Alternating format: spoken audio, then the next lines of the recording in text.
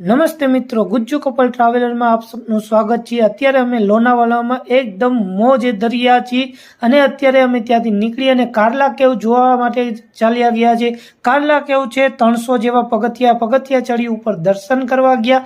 ત્યાં અમે 25 રૂપિયાની એક ટિકિટ લઈ અને જોવા લાયક આ સ્થળ છે। કારલા કેવ બહુ જ મસ્તીનું પ્લેસ છે અને બોલો કૃષ્ણ કનૈયા લાલ કી।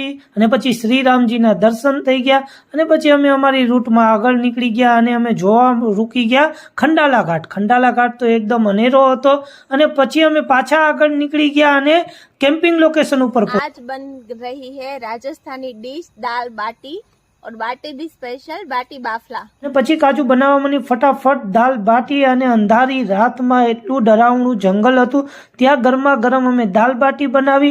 એકવાર આ અંધારું તો જોઈ લ્યો અને પછી ત્યાંથી નાગ નીકળી ગયો। નાગને અમે એક કોર મૂકી અને અમે દાલ બાટી ઉપર